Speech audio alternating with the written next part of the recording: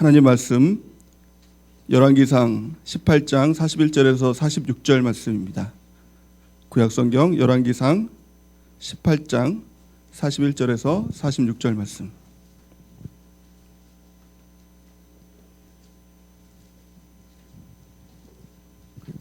열왕기상 18장 41절에서 46절 말씀. 우리 교도가시겠습니다. 제가 먼저 읽고 또 여러분들이 읽도록 하겠습니다. 엘리야가 아합에게 이르되 올라가서 먹고 마시소서 큰 비 소리가 있나이다.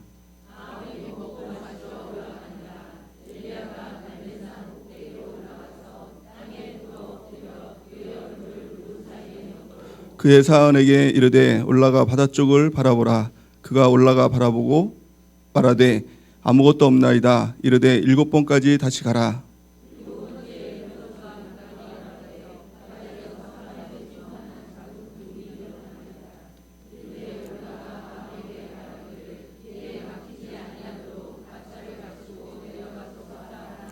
조금 후에 구름과 바람이 일어나서 하늘이 캄캄해지며 큰 비가 내리는지라. 아합이 마차를 타고 이스라엘로 가니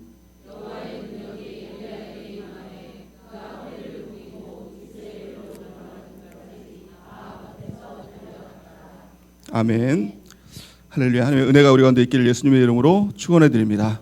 오늘 수요예배 시간을 통해서 지난주에 이어서 기도 특강 두 번째 시간 오늘 말씀 증거하겠습니다.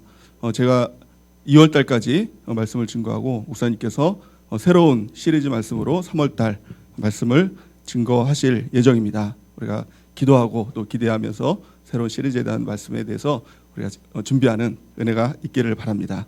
제가 오늘 수요예배 초청 문자를 보내면서 이렇게 문자를 남겼습니다. 예배가 답입니다. 기도가 답입니다. 이런 문자를 남겼습니다. 아무리 생각해도 예배가 답입니다. 또 아무리 생각해도 기도가 답입니다. 우리가 예배 붙들고 또 기도함을 통하여서 우리가 주님 앞에 나가는 은혜가 있길 바랍니다. 수많은 문제가 있을지라도 정말 내가 죽을 것 같은 문제가 있을지라도 예배 드리면 살더라고요.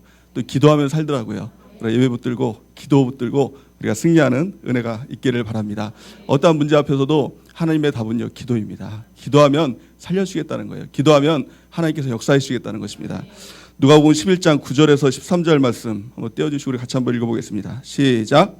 내가 또 너희에게 이르노니 구하라 그러면 너희에게 주실 것이요 찾으라 그러면 찾아낼 것이요 문을 두드리라 그러면 열릴 것이니 구하는 이마다 받을 것이요 찾는 이는 찾아낼 것이요 두드리는 이에게는 열릴 것이니라.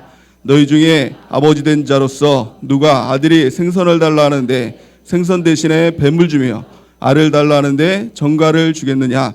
너희가 악할지라도 좋은 것을 자식에게 줄 줄 알거든 하물며 너희 하늘아버지께서 구하는 자에게 성령을 주시지 않겠느냐 하시니라. 아멘. 하나님께서 말씀하십니다. 구하라 그러면 너에게 주실 것이요 찾으라 그러면 찾아낼 것이요 문을 두드리라 그러면 열릴 것이니 구하는 이마다 받을 것이요 찾는 이는 찾아낼 것이요 두드리는 이에게 열릴 것이니라. 기도하면 하나님께서 열어주신다는 거예요. 기도하면 하나님께서 우리를 만나주신다는 거예요. 기도하면 하나님의 역사가 나타나게 된다는 거예요. 왜 그렇습니까? 그 답은 하나님께서 우리의 아버지시기 때문에 그렇다는 거예요. 아버지 된 자로서 누가 아들이 생선을 달라는데 뱀을 줄 사람이 있겠고 또 뭐라고 말씀하고 있습니까? 알을 달라는데 전갈을 줄 사람이 누가 있겠느냐. 하물며 하늘아버지께서 구하는 자에게 좋은 것 성령을 주시지 않겠느냐 이렇게 말씀하고 있는 것입니다. 내가 잘나서 기도해서 뭘 받는 거 아닙니다. 내 모습 때문에 받는 게 아니라 하나님이 우리를 아들로 여겨주시기 때문에 기도하면 들어주시겠다는 거예요. 도와주시겠다는 거예요. 역사해 주시겠다는 것입니다. 그러게 하늘 아버지 하나님께 우리가 간절히 구하고 찾고 두드리는 은혜가 있기를 예수님의 이름으로 간절히 축원해 드립니다. 그래서 이 수요예배 시간을 통해서 하나님 앞에 간절히 한번 기도해 보세요. 아버지 하나님께 기도해 보세요. 우리의 모든 문제를 가지고 하나님 앞에 기도해 보세요. 그럴 때 우리의 모든 문제 가운데 구하면 하나님께서 주시고 찾으면 또 찾아내고 또 문을 두드리면 열리는 역사가 나타나게 될 줄을 믿습니다. 그런데 문제는 이것입니다. 우리가 기도하면 다 하나님께서 역사하시나요? 누가 이런 질문을 한 적이 있어요. 우리가 모든 기도를 하면은 하나님께서 그 모든 기도에 다 응답을 하시나요? 이렇게 누가 이렇게 저에게 물어본 적이 있습니다. 그 답은 무엇일까요? 우리가 기도하면 다 하나님께서 응답하실까요? 무엇이라고 기도해도 하나님께서 다 그 기도에 들어주실까요? 네, 성경은요 그렇게 말씀하지 않아요. 모든 기도에 다 응답한다고 말씀하지 않아요. 성경은요 그 기도가 믿음의 기도여야 된다고 말씀하고 있는 거예요. 오늘 말씀의 제목은요, 믿음의 기도, 엘리야의 기도라는 말씀으로 말씀 증거하기 원합니다. 야고보서 1장 6절에서 7절 말씀 우리 같이 한번 읽어보겠습니다. 야고보서 1장 6절에서 7절 시작. 오직 믿음으로 구하고 조금도 의심하지 말라. 의심하는 자는 마치 바람에 밀려 요동하는 바람 물결 같으니 이런 사람은 무엇이든 주께 얻기를 생각하지 말라. 믿음의 기도를 드려야 된다는 것이죠. 오직 믿음으로 구하고 조금도 의심하지 말라라는 거예요. 의심하는 자는 어떻다고요? 기도에도 의심하는 자는 바람에 밀려 요동하는 바닷물결 같으니 이러한 사람은 무엇이든지 주께 얻기를 생각하지 말라 이렇게 말씀하고 있는 것이에요. 믿음으로 하지 않는 기도는요, 하나님의 응답이 없다는 거예요. 믿음으로 구하지 않는 기도는요, 얻을 생각도 하지 말라는 거예요. 그러기에 가장 중요한 것은 무엇입니까? 우리가 기도할 때 믿음으로 기도하는 은혜가 있길 바랍니다. 오늘 말씀을 통해서 믿음의 기도가 무엇인지 우리가 좀 깨닫기 바랍니다.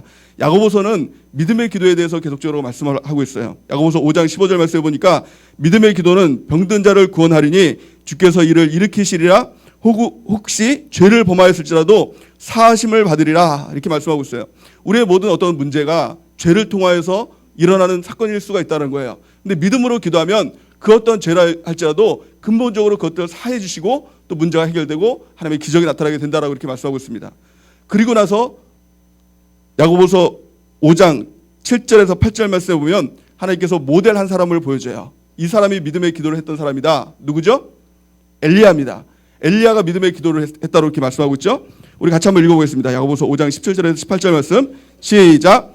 엘리야는 우리와 성정이 같은 사람이로되 그가 비가 오지 않기를 간절히 기도한즉 3년 6개월 동안 땅에 비가 오지 아니하고 다시 기도하니 하늘에 비를 주고 땅이 열매를 맺었느니라. 아멘. 엘리야를 소개하면서 이렇게 말씀하고 있어요. 엘리야는 특별한 사람이 아니었다는 거예요. 엘리야는 뭐 대단한 사람이 아니었다는 거예요. 능력이 있는 사람이 아니었다는 거예요. 우리와 똑같은 성정을 가지고 있는 사람이었다는 거예요. 이 성정이라는 말을 제가 국어사전을 찾아보니까 이게 본능이라고 하더라고요. 육체적 본능, 죄악의 본능, 우리가 똑같은 사람이었다는 거예요. 죄를 짓고 연약하고 부족하고 우리의 모습들이 그렇지 않습니까? 엘리야도 똑같은 사람이었다는 거예요. 근데 엘리야와 우리의 차이가 무엇이다? 기도의 차이라는 거예요. 사람의 차이는 능력의 차이가 아닙니다. 누가 더 배웠냐, 그 남자냐 여자냐, 나이가 많냐 적냐 이런 차이가 아니라 기도를 했느냐 안 했느냐, 기도의 차이라는 것입니다. 기도할 때 하나님께서 역사하신다는 거예요. 엘리야가 우리가 똑같은 사람인데, 똑같이 죄성이 있고 연약하고 부족한 사람인데 하나님께 기도했더니 하늘문이 열리고 비가 내리고 또 하늘문이 닫히고 비가 오지도 않고 그런 역사가 나타나게 됐다는 거예요. 중요한 것은 무엇입니까? 믿음으로 기도했던 이 엘리야처럼 우리도 기도할 때 하늘문이 열리기도 하고 닫히기도 하고 하나님의 기적의 역사가 나타나는 은혜가 있게 될 줄을 믿습니다. 오늘 본문 말씀은 이 엘리야가 어떻게 기도했는지에 대해서 우리에게 더 구체적으로 더 분명하게 우리에게 말씀하고 있어요. 믿음의 기도가 무엇인가? 우리 결론적으로 말씀드리면 가장 첫 번째 믿음의 기도는요, 선포하는 것입니다. 믿음을 선포하는 것입니다. 우리가 한번 따라해 보겠습니다. 믿음의 기도는 믿음의 선포를 하는 것입니다. 오늘 본 말씀의 역사적 배경을 보면은요, 이스라엘 민족에 3년 6개월 동안 비가 내리지 않았습니다. 그 원인을 보면은 아합과 이스라엘의 죄로 인해서 하나님께서 그 하늘문을 닫았어요. 3년 6개월 동안 비가 한 방울도 내리지 않았어요. 우리 작년 여름 때 그 가뭄이라고 했습니다. 그래서 막 못 살겠다고 막 이렇게 얘기했죠. 막 농장 물가 막 오른다고 얘기했죠. 그때 비가 얼마만큼 안 온지 아십니까? 얼마만큼 안 온지 아세요? 2달 안 왔어요. 2달 안 왔어요. 2달도 안 됐어요. 1달 반 비가 안 왔어요. 그랬더니 가뭄이라고 못 살겠다고 막 농장 물가가 오르고 난리 나지 않았습니까? 이 2달만 이게 비가 안 와도 가뭄이에요. 6개월만 이 비가 안 온다고 생각해 보십시오. 그럼 막 못 살겠다고 막 아마 그런 역사가 나타날 거예요. 그런 일들이 나타날 거예요. 3년 6개월 동안 이 비가 안 오면 아마 목말라서 죽는 사람도 있었을 거예요. 그렇죠? 정말 목말라서 죽는 사람이 있을 거예요. 막 타서 죽는 사람들이 허다했을 거예요. 나라적으로 보면 재앙이죠.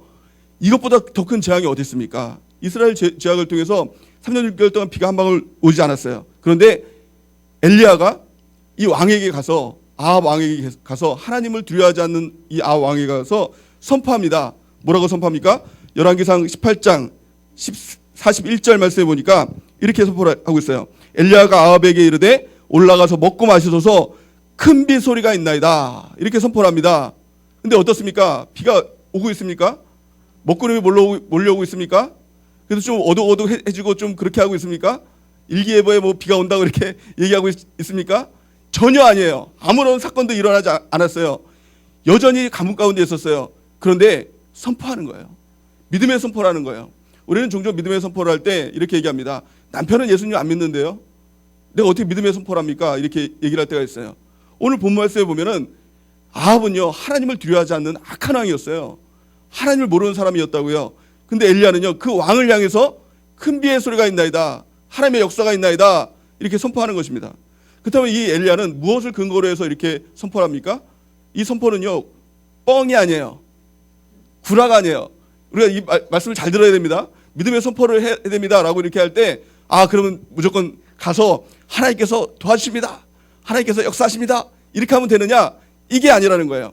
엘리야가 이렇게 선포했었던 이유가 있었습니다. 열왕기상 18장 1절에 보니까 많은 날이 지나고 제3년에 여호와의 말씀이 엘리야에게 임하여 이르시되 너는 가서 아합에게 보이라. 내가 비를 지면에 내리리라. 아멘이십니까? 하나님께서 말씀하셨다는 거예요. 믿음의 선포가 무엇입니까? 하나님의 말씀을 듣고 선포하는 거예요. 이게 바로 믿음의 선포라는 거예요. 뻥이 아니라고요.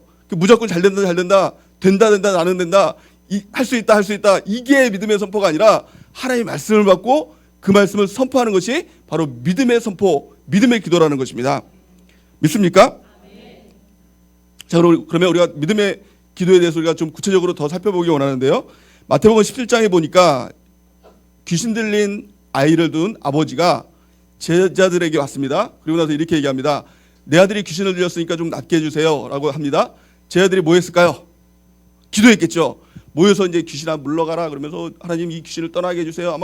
아마 그렇게 막 열심히 기도를 했을 거예요. 근데 문제는 무엇이죠? 귀신이 떠나가지 않았어요. 근데 예수님이 이제 지나가시다가 그걸 보죠. 못 들어가고 있느냐 이렇게 물어봤더니 이제 그 아버지가 이 귀신 들린 아들이 있는데 제자들이 왔는데 고치지 못합니다. 좀 도와주세요라고 했더니 예수님께서 바로 귀신을 쫓아내고 도와주셨어요. 근데 제자들 생각에는 어떻습니까? 야, 우리도 기도했는데 왜 우리의 기도는 안 받아주시고 우리는 여러 명이서 기도했는데 예수님의 기도는 저렇게 받아주실까? 그 차이가 뭘까? 예수님께 나옵니다.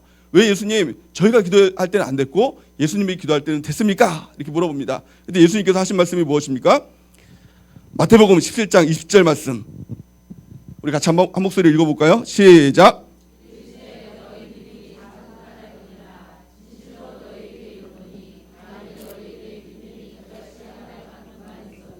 이 산을 명하여 여기서 저기로 옮겨지라 하면 옮겨질 것이요 또 너희가 못할 것이 없으리라.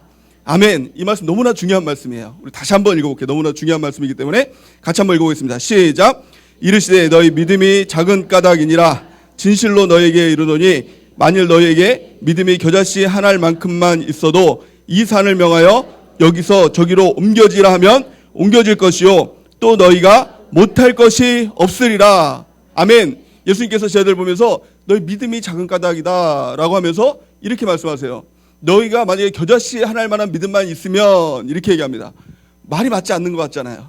그렇죠? 믿음이 적다면서 그보다 더 적은 겨자씨 한 알만한 믿음만 있어도 이 산을 명하여서 저 바다로 빠지면 그대로 되리라, 이렇게 말씀하고 있어요. 여기서 우리가 제일 살펴봐야 될 것, 우리가 연구해봐야 될 것, 겨자씨만한 믿음이 뭐냐는 거예요. 겨자씨만한 믿음, 아주 작은 믿음이죠.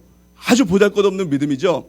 겨자씨와 믿음입니다. 이 두 가지를 살펴보면, 겨자씨에 대해서 이제 저는 본 적은 없어요. 근데 어떤 그 개척계 목사님이 겨자씨 이 비유를 이렇게 보면서 겨자씨가 어떻게 생겼을까 이렇게 굉장히 궁금했대요. 그래서 이제 그 목사님도 본 적이 없어가지고 선교사님에게 부탁해서 겨자씨를 좀 택배로 붙여달라.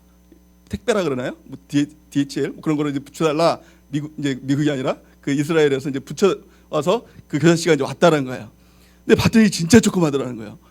정말 이런 믿음만 있어도 야, 하나님께서 역사하시나? 너무너무 신기하고 너무너무 좋다라는 거예요. 그래서 막 성도님들한테 막 보여주면서 이게 막 겨자씨라고, 이게 이런 믿음만 있어도 하나님께서 역사하신다고 막 그렇게 보여줬대요. 근데 지나가는데 권사님, 이게 연세가 많으신 권사님이 지나가시길래 권사님도 일로 와보시라고. 이게 겨자씨라고. 이 믿음만 있어도 하나님께 역사하신다고. 그랬더니 권사님들이 이게 뭐 아무것도 없는 것 같은데요, 목사님? 이게 뭐가 있습니까? 근데 왜 해? 했는데 이게 다 날아가 버렸대요. 겨자씨가 다 날아갔다는 거예요. 겨자씨의 특징이 무엇입니까? 바람만 불러도 다 날아가는 거예요. 우리의 믿음 가장 첫 번째 시작은 무엇이죠? 겨자씨만한 믿음이에요. 겨자씨만한 믿음. 그다음 믿음은 어떻게 생깁니까? 믿음, 우리 믿음의 기도를 합시다라고 할 때 종종 이런 아마 각오를 하시는 분이 있을 거예요. 그래 내가 이제부터 믿어야겠다. 그렇죠? 내가 믿어야겠다. 이제부터 믿고 기도해야겠다. 그냥 됩니다. 도와주십니다. 믿습니다. 아마 그렇게 기도하시는 분이 있을 거예요. 근데 그렇게 된다고 믿음이 생기나요? 아니요. 절대 그렇게 믿으면 생겨나지 않아요. 성경은 그렇게 말씀하고 있지 않습니다. 믿음은 내 안에서 나오는 것이 아니라 하나님으로부터 나오는 것이다. 성경은 정확히 말씀하고 있는 것이 무엇입니까? 로마서 10장 17절 말씀 우리 같이 한번 읽어볼까요? 시작. 그러므로 믿음은 들으면서 나며 들음은 그리스도의 말씀으로 말미암았느니라. 아멘. 믿음은요 들으면서 난다는 거예요. 들으면서 주일날 강단에 말씀을 하십니다. 목사님께서 말씀을 하시죠. 그럼 우리가 어떻습니까? 아멘. 믿습니다. 믿어요. 그렇죠? 잘 안 믿어지는 분 있나요? 믿죠. 믿어요. 근데 그 믿음을 갖습니다. 근데 그 믿음이 뭐라고요? 겨자씨만한 믿음이에요. 겨자씨만한 믿음.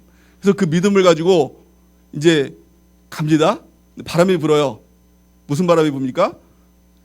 문제의 바람이 불죠. 그럼 훅 날아가요. 그렇죠? 오늘도 아마 이제 은혜 받으신 분들 막 기도하면서 막 성령 충만 받고 은혜 받고 막 믿음이 충만해서 가시는 분이 있을 거예요. 근데 믿지 않는 남편이 지금 어디 갔다 왔어? 집 앞고 이렇게 하고 어디 갔다 왔어? 이 한마디 믿음이 다 날아가 버리는 거예요. 이게 다 날아가 버려요. 또 믿음이 충만해요. 또 이제 하나님께 도와주실 것 같아요. 이제 사업장의 문제 하나님께 다 도와주실 것 같아요. 근데 가는 중에 전화가 와요. 은행에서 전화가 한 통 오죠. 그러면 어떻습니까? 푹 꺼지죠. 에휴, 무슨 도와주겠어? 다 날아가 버려요. 왜요? 겨자씨만한 믿음이기 때문에. 날아가는 믿음이에요. 근데 이 겨자씨만한 믿음을 가지고 어떻게 하라고요? 까먹었죠. 마태복음 17장 20절 말씀 보니까 어떻게 하라고요? 너에게 믿음이 겨자씨 한 알만큼만 있어도 이 산을 명하여 여기서 저기로 옮겨지라 하면 그대로 될 것이요 너희가 못할 것이 없느니라. 이 겨자씨만한 믿음이에요. 불면 날아가요. 남편 말 한마디에 날아가요. 전화 한 통에 다 날아가요. 근데 이걸 가지고 나서 선포하라는 거예요. 도와주신다고 선포하라는 거예요. 선포하면 하나님께서 산과 같은 문제가 있을지라도 바다에 빠지라면 그대로 된다라는 거예요. 못할 것이 없다라는 거예요. 이 믿음 얼마나 귀한 믿음입니까? 이 믿음 날려먹지 말고 이 믿음을 가지고 집안에 가서 선포하는 은혜가 있길 바랍니다.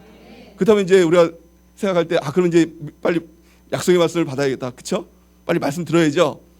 아닙니다. 우리에겐 약속의 말씀이 있지요. 주일날 주셨던 말씀, 이것이 약속의 말씀이죠. 또 무엇보다도 우리 모두에게 공통적으로 주신 하나님의 올해 약속의 말씀 있지 않습니까? 무슨 말씀이죠? 창세기 12장 2절 말씀 우리 같이 한번 읽어볼까요? 창세기 12장 2절 말씀 시작. 내가 너로 큰 민족을 이루고 내게 복을 주어 내 이름을 창대하게 하리니 너는 복이 될지라. 하나님의 약속의 말씀이 있어요. 이 약속의 말씀이 있어요. 근데 이 약속의 말씀이 없이 그냥 선포하고 그냥 기도하고 말씀을 무시하고 하는 기도를 성경은 무슨 기도라고 하죠? 가증한 기도. 잠언 28장 9절 말씀에 보니까 사람이 귀를 돌려 율법을 듣지 않냐고 하면 그의 기도는 가증하니라. 가증. 이 가증이란 말이 뭘까? 또 국어사전 찾아봤어요. 그랬더니 괘씸하고 얄밉대요. 찾아보세요. 이 네이버 검색해 보세요. 분명히 이렇게 제가 만들어낸 거 아니에요. 웃지 마세요. 가증이 괘씸하고 얄밉다는 거예요. 그러니까 하나님의 말씀은 제쳐놓고 그냥 무조건 잘 됩니다. 될 거야. 뭐 셀장님 이렇게 신방 가서도 뭐 어려운 사람 있으면 하나님께서 고쳐주실 거야. 하나님께서 낫게 해주실 거야. 말씀은 없는데 그냥 내 느낌이에요. 다 내 느낌이에요. 그 사람 위로해주고 싶은데 그냥 하나님 팔아먹고 싶은 거예요. 그러니까 하나님이 도와주실 거야. 하나님이 일해주실 거야. 하나님 입장에서는 뭐죠? 난 그렇게 말한 적 없는데 얄밉고 괘씸하네. 이게 가증이에요. 그러니까 말씀 없이 위로하고 말씀 없이 선포하고 말씀 없이 기도하는 거 이거 다 가증하다는 거예요. 그러니까 중요한 것은 무엇입니까? 말씀 붙들어야 되겠죠. 최소한 약속의 말씀이라도 붙들어야 되겠죠. 영심에 주셨던 오래 주셨던 약속의 말씀. 그래서 보세요. 우리가 어렵고 힘듭니다. 가뭄이에요. 집안이 가뭄이에요. 3년 반 동안 가뭄이에요. 다 바짝바짝 말라가요. 그러면 약속의 말씀 붙들어야 되겠죠. 보이는 건 없어도 분명히 우리가 그 말씀 받았잖아요. 그래서 그걸 가지고 하나님께서 너를 도와줄 거야. 복이 되게 하실 거야. 창대하게 하실 거야. 선포해야 된다고요. 우리 가정을 하나님께서 복되게 하시고 창대케 하실 거야. 이게 이렇게 선포하는 게 믿음의 선포, 믿음의 기도가 된다는 것입니다. 혹시 우리가 약속의 말씀을 다 받았지요? 근데 이것이 믿어지지 않는 분 있습니까? 그분은 이제 제외지요. 한번 믿어지면 아멘 한번 해볼까요? 믿어지십니까? 아멘. 하나님께서 우리 가운데 복 주실 걸 믿어지십니까? 아멘. 우리 두 분이 안 해가지고 다시 한번 하겠습니다. 하나님께서 우리 가운데 창대하게 하실 걸 믿습니까? 아멘. 우리 솔직하게 한번 이렇게 고백해 봅시다. 혹시 내가 믿지 않고 아멘 하신 분? 성경에 보면은 요한계시록에 보면 거짓말하면 천국에 못 간다 그러는데 거짓말로 혹시 하신 분 지금이라도 회개하셔야 돼요. 지금 회개 안 하시면 한번 지옥 갈 수도 있어요. 믿지 않고 아멘 하신 분 있어요? 없죠. 믿으니까 아멘 했잖아요. 그러니까 우리에겐 다 겨자씨만한 믿음이 있다라는 거예요. 겨자씨만한 믿음. 근데 이거 가지고 바람에 날려먹으면 안 되고요. 이거 가지고 선포하시라고요. 말하시라고요. 힘들어하는 남편, 믿지 않는 남편, 경제 문제 가운데 힘들어하고 또 병들어서 힘들어하고 여러 가지 문제 가운데 힘들어하면 선포하시라고요. 하나님께서 도와주신다. 하나님께서 창대케 해주신다. 하나님께서 복으로 만들어주신다. 선포하는 거예요. 이게 믿음의 기도라는 것입니다. 우리가 미리 해볼까요? 옆에 있는 분들을 향해서 한번 이렇게 선포하시기 바랍니다.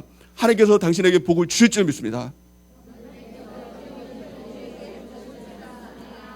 우리 다시 한번요. 하나님께서 당신을 창대케 하실 줄 믿습니다. 아멘. 근데 우리의 삶 가운데는 뭔가 보이나요? 아무것도 없을 수 있어요. 아무것도 보이지 않을 수가 있어요. 하지만 우리가 선포하고 우리가 얘기해 준 게 구랍니까? 뻥입니까? 아니에요. 약속의 말씀이 있어요. 겨자씨만한 믿음을 가지고 우리가 선포를 했다고요. 하나님께서 그 가운데 역사하십니다. 하나님께서 그 가운데 복이 되게 만들고 창대케 만들고 또 가뭄이 있을지라도 3년 반의 가뭄이 있을지라도 하나님의 단비가 내리는 역사가 저와 여러분들에게 있게 될 줄 믿습니다. 그러고 나서 두 번째 중요한 것이 무엇입니까? 엘리야가요 선포를 합니다. 이제 비가 내릴 것입니다. 3년 반 동안 비가 오지 않았지만 하나님께서 비를 내릴 것입니다. 이 아합에게 선포를 합니다. 그리고 나서 이제 하나님께서 알아서 해주겠지. 손 털고 이제 가만히 있었나요? 손 털고 가만히 있었어요? 아니에요. 하나님 앞에 간절히 기도해요. 선포한 만큼 하나님 앞에 엎드려서 간절히 기도하더라는 거예요. 오늘 본 말씀 보니까 어떻게 기도합니까? 열왕기상 18장 42절 말씀 보니까 아합이 먹고 마시러 올라가니라 엘리야가 갈멜산 꼭대기로 올라가서 땅에 꿇어 엎드려 그의 얼굴을 무릎 사이에 놓고 기도했다. 이렇게 기록을 하고 있습니다.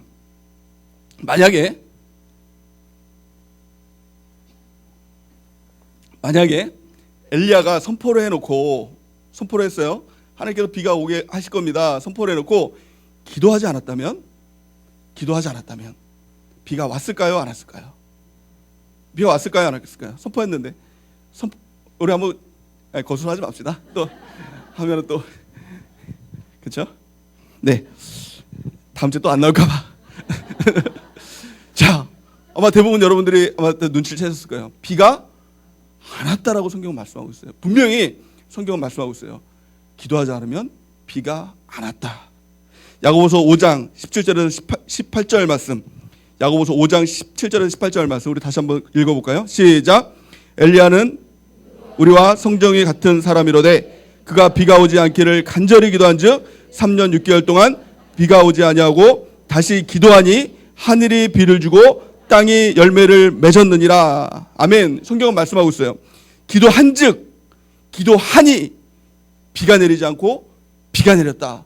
기도한즉 간절히 기도하니 비가 내리기도 하고 비가 내리지 않았다라는 거예요. 하나님 우리 가운데 약속을 하십니다. 또 하나님께서 그 약속을 신실하게 지키시는 분입니다. 근데 조건은 단 한 가지예요. 무엇입니까? 기도하면 하나님께서 우리 가운데 약속하시죠. 모든 것을 주시겠다고 약속하십니다. 에스겔 말씀을 통해서 이스라엘을 회복시켜 주겠다고 말씀하시죠. 조건이 무엇이죠? 그리하여도 너희가 기도하여야 할지라. 기도하면 하나님께서 도와주신다는 것입니다. 자, 또한요. 오늘 이 엘리야가 기도했던 그 모습을 우리가 좀 살펴보기 원합니다.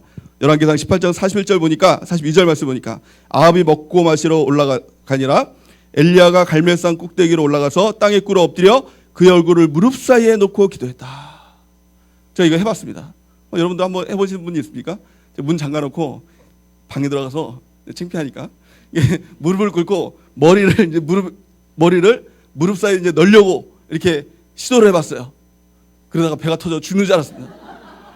배가 왜 이렇게 아픈지. 그래서 이제 깨달은 것은 뱃살 좀 빼야겠구나. 그래서요, 이거는 못하더라도 최대한 한번 해봐야겠다. 얼굴을 땅바닥에다 바짝 엎드렸어요. 최대한 엎드렸어요.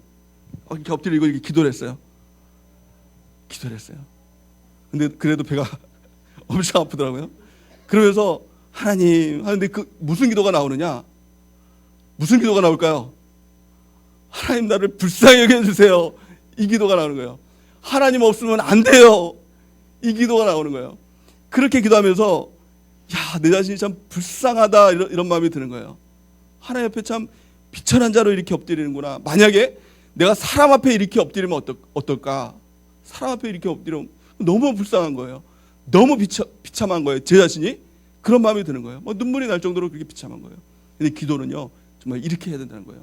하나님 앞에 내가 비천한 자로서 이걸 성경은 뭐라고 얘기하고냐? 겸비라고 얘기합니다. 겸비. 하나님 앞에 완전히 엎드려서 완전히 땅에 꼬꾸라져 엎드려가지고 나 죽었어 하나님 이렇게 기도해야 된다는 거예요. 겸손한 기도가 돼야 된다는 거예요. 여러분들은 어떻습니까? 하나님 앞에 너무 당당하게 기도하지 않습니까?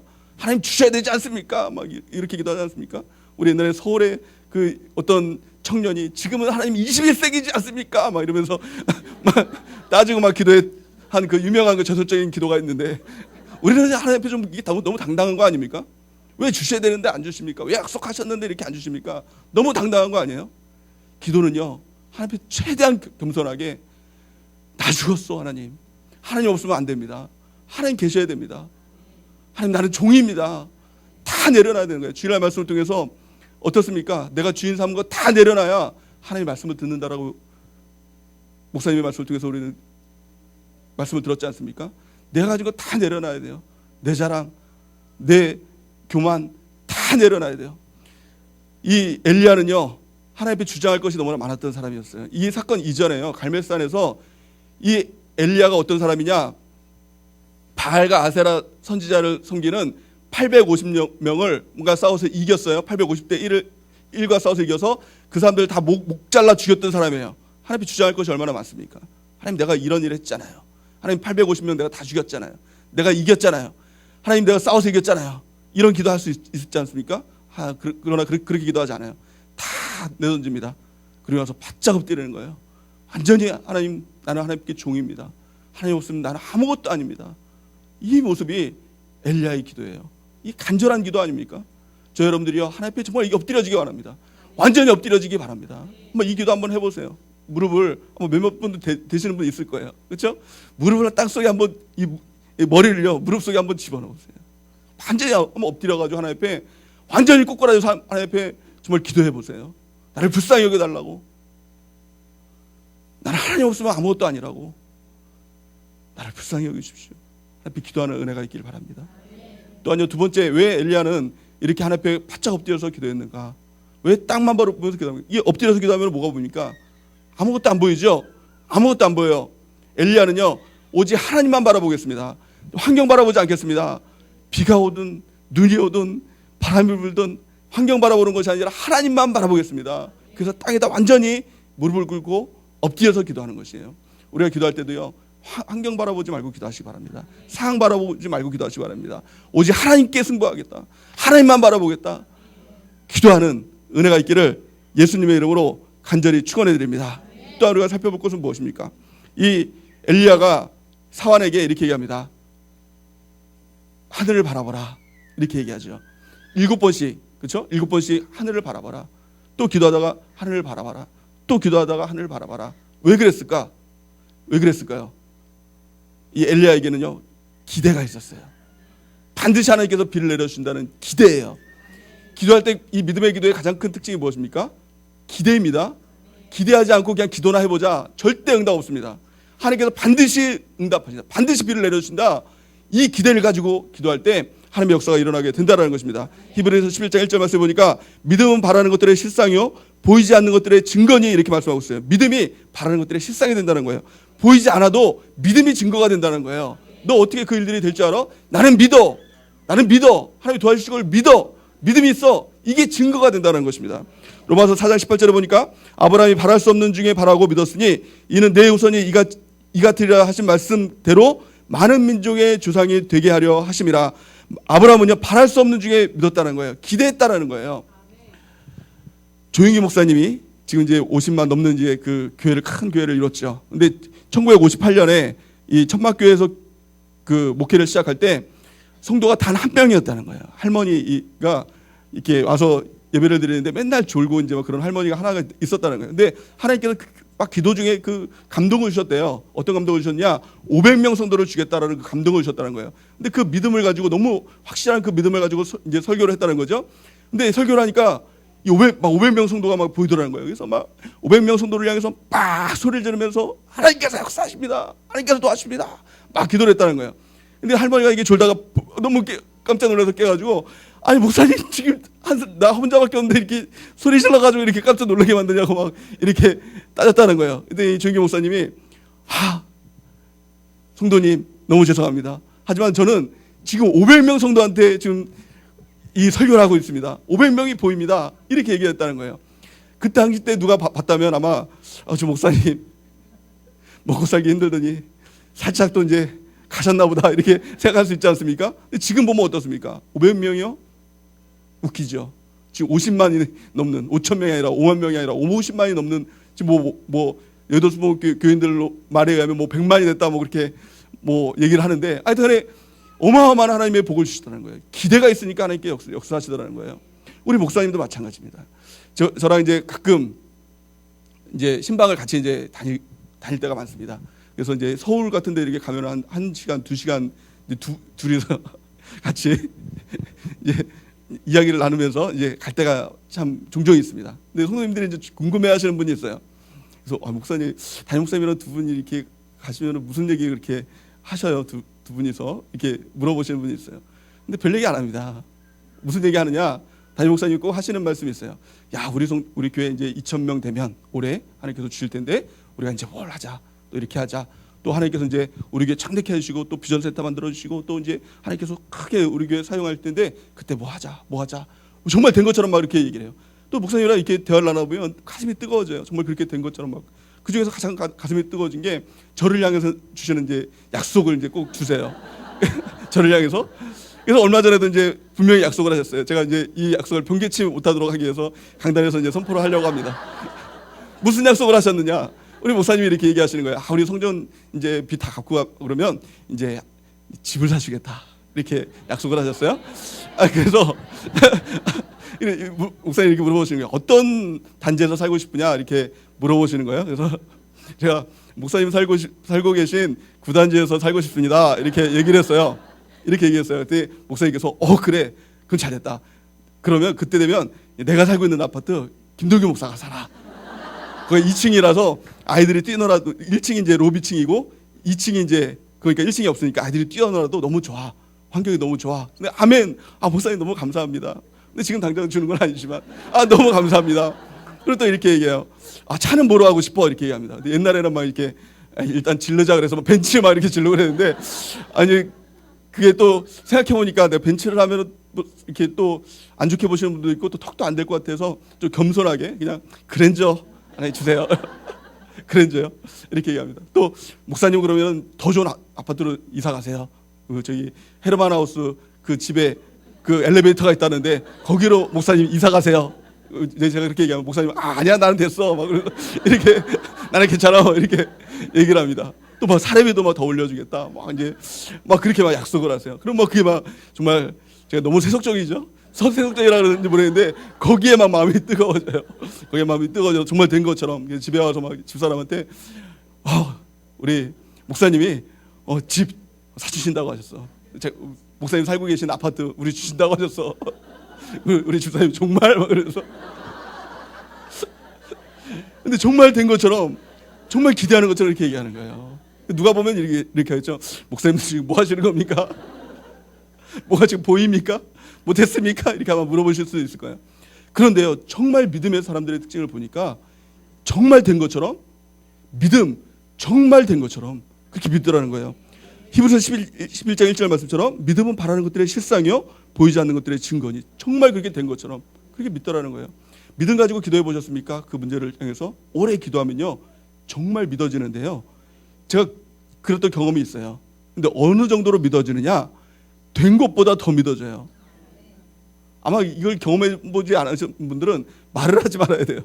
아니, 된 것보다 더 믿어진다니까요. 한번 기도해 보세요. 정말 하나님의 말씀 가지고 선포하고 하나님 앞에 간절히 엎드려 기도하면 정말 된 것보다 더 이렇게 믿어지는 거예요.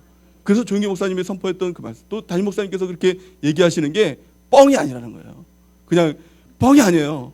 아니, 진짜예요. 정말 될 것 같으니까, 정말 된 것처럼 믿어지니까 그 입 밖으로 나오는 거예요. 그 약속이 되는 거예요. 그 얘기가 나눠지게 되더라는 것입니다. 저 여러분들이요 정말 기대감을 가지고 하나님 앞에 기도함을 통해서 된 것보다 더 확실한 그 믿음의 사람이 되는 은혜가 있길 바랍니다. 또 엘리야가요, 이 기도를 할 때 몇 번 기도를 했죠? 7번을 기도했어요. 하나님 앞에 간절히 기도합니다. 또 보니까 징조가 나타나지, 그 종에게 물어보니까 징조가 나타나지 않는다고 하니까 또 기도하고 또 기도하고 또 기도하고 7번을 기도했어요. 근데 성경에 보니까 7이라는 숫자가 참 많이 나와요. 참 많이 나와요. 여리고성을 돌 때 하나님께서 몇 번 돌라고 하셨죠? 7번을 돌라고 하셨어요. 또 문둥병에 걸린 이 나아만 장군에게 요단강에 가서 몇 번 물에 담그라고 얘기를 했죠?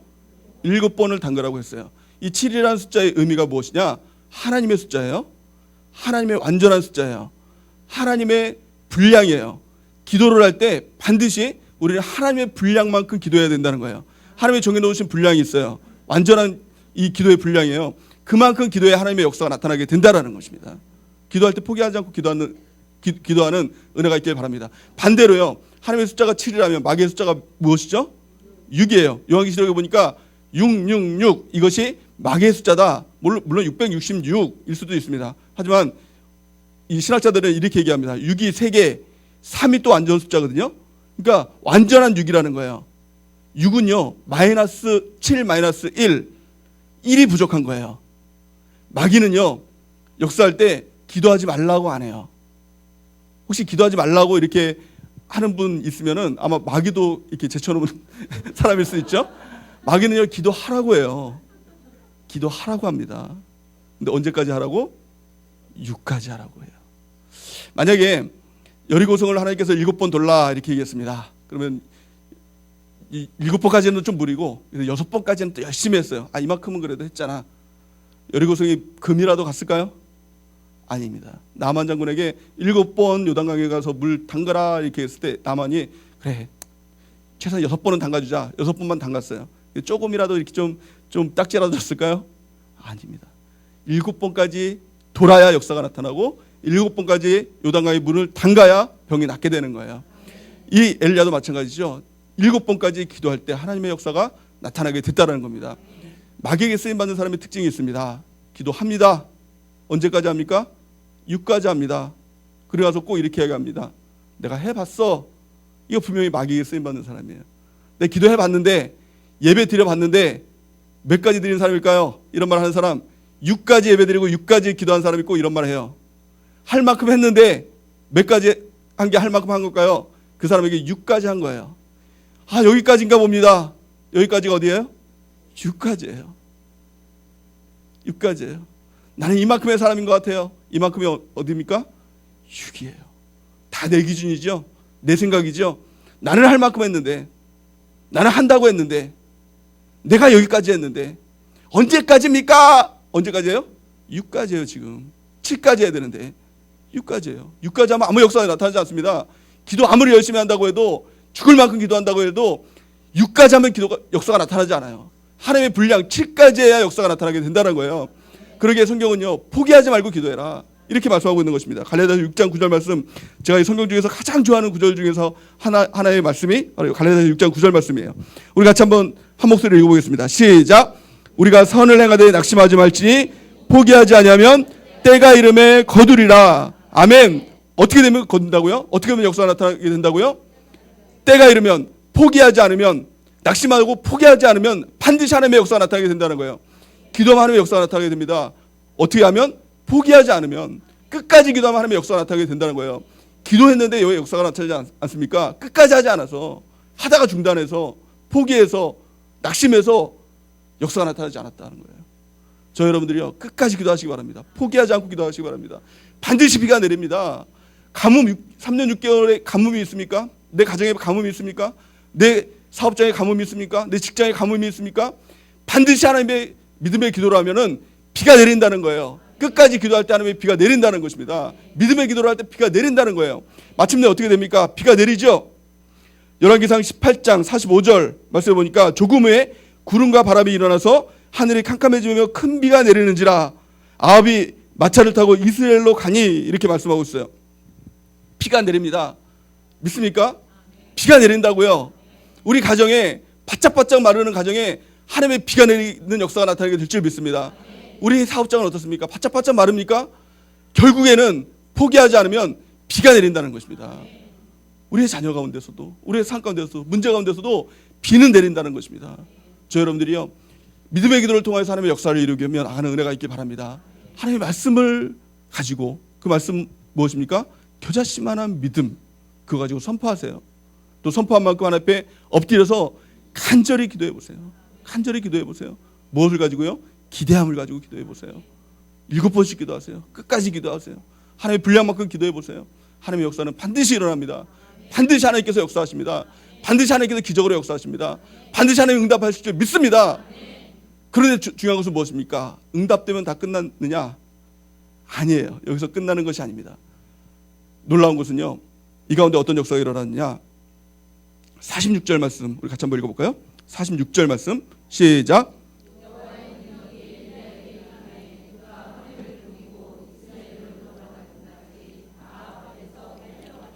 아멘. 엘리야에게 무엇이 임했습니까? 하나님의 능력이 임했어요. 여러분들은 능력받기 원하십니까? 하나님의 능력받기 원하십니까?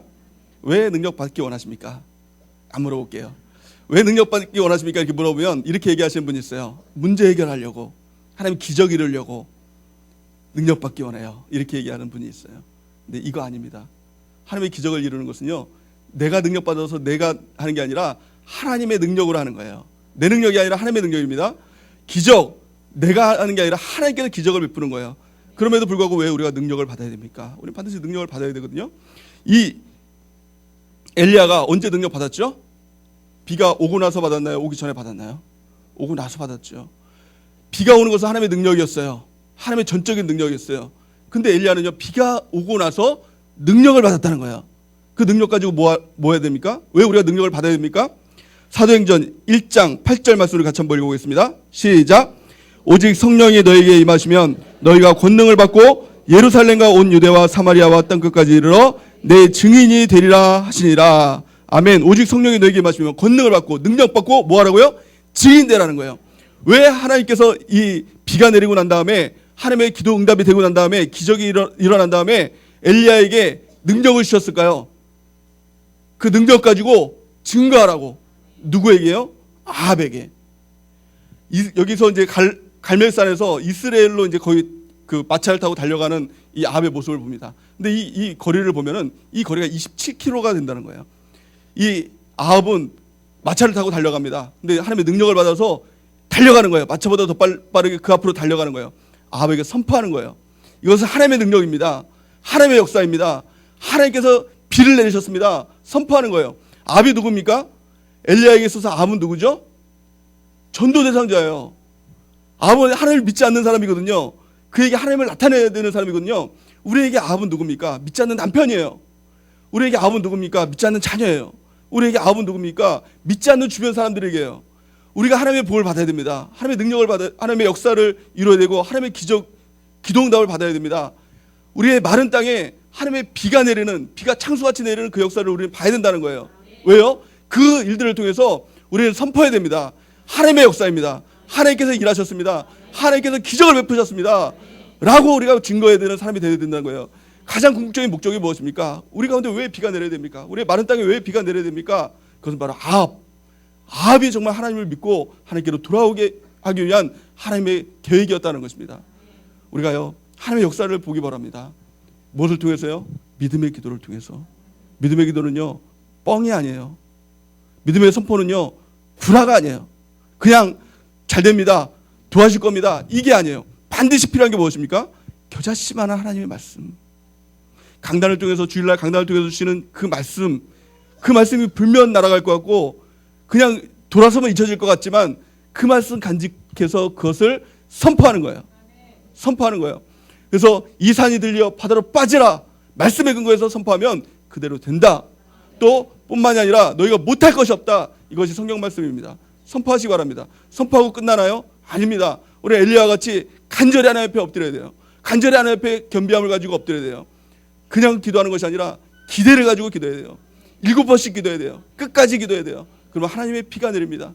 하나님의 창소 같은 비가 내립니다. 그 빗속을 달리면서 우리는 선포해야 됩니다. 하나님의 역사라고, 하나님께서 일하셨다고, 하나님께서 기적을 베푸셨다고 우리가 저와 여러분들이 선포하며 예수님의 이름 드러내고 하나님의 영광을 드러내는 은혜가 있기를 예수님의 이름으로 간절히 축원해야 됩니다. 이 시간 하나님 앞에 우리 예물 드리고 우리 간절히 기도하는 시간 갖기 원합니다. 우리 헌금위원들 앞으로 나와주시기 바랍니다. 또 드릴 수 있는